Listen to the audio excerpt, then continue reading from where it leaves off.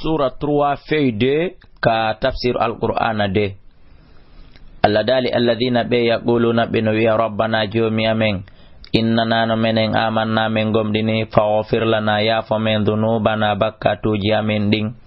wa qina danda men adaban nari letteyite as-sabirina be do munyibe was-sadiqina be gongube wal qanitina be yankinibe wal munfiqina be itobe sadaka wal mustaghfirina be insinotobe bil ashari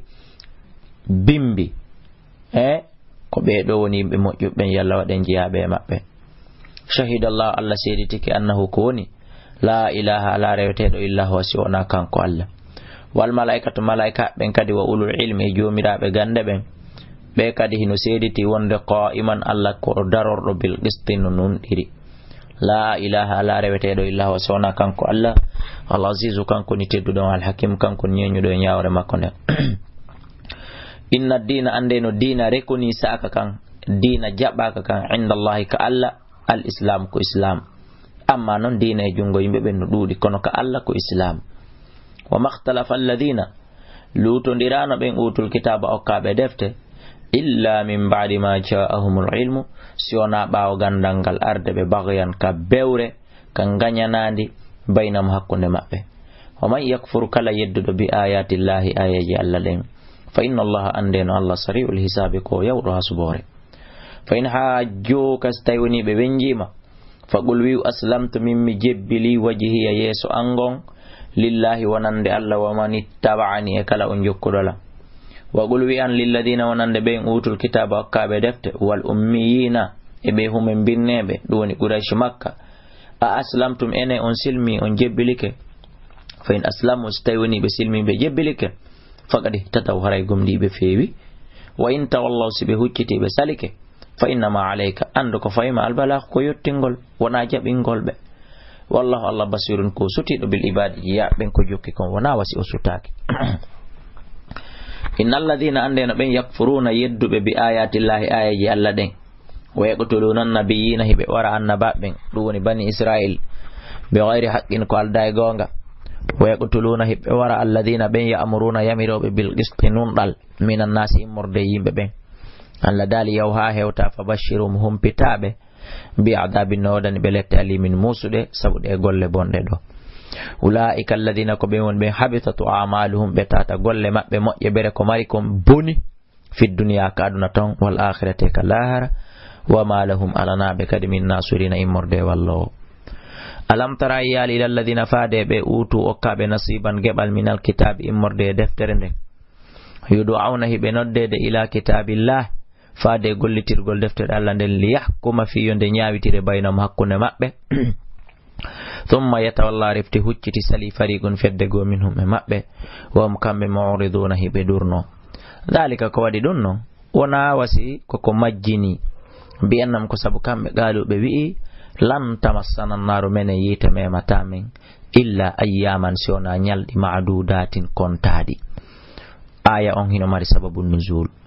wa gharram hudi be fi dini min dina mabbe kam ma kanu konko be lati yaftaruna hibe fena fa kayfa ko honno non idha jama'nahum simin mobindiro yibe li yawmin e nyalande la rayba fi ndi sikki ala emu wa wuffiyat yobama hunnama kullu nafsin kala wonki ma kasabat ko kifaggeti kon wahum tawakkambe la yuzlamuna be tonyatake goloyi allahumma ya an allah malikal mulki ko awoni jeydo laamu tu'til mulka hida okka laamu man tasha'u ummo yiduda okkude wa tanzi'ul mulka hida jabitana laamu mimman tasha'u immorde ummo yiduda jabitande Allah okka laamu min Abdoullaye kala e dhurriya on e beedo musibbe an julbe wonbe lanjentade jabitana laamu dendanangal aybe amen ben kala aybe islamu ben wato izzu hida teddina man tasha'u ummo yiduda teddinde wato dhillu hida hoyna man tasha'u ummo yiduda hoynude sabunon biyadikal khairu kaka jungo ma mojjirinde woni innaka an Allah ala kulli shay'in do kala hunde qadirun ko awawdo Allah mi torike ma teddinam min Abdoullaye kala e dhurriya on e dendanangal wombe lanjentade julbe mojjube kabe woniri e aduna on hoyna dendanangal aybe amen ben aybe dina ma dakan to li jullaila hidanada jemma on fi nahari e nyallangal sabum bawdi ma garan yagal ma wa tulijun nahara hidanada nyallangal fil layli ender jemma wa tukhrijul hayya hida yaltina ko wuri minal mayyiti itta ko mai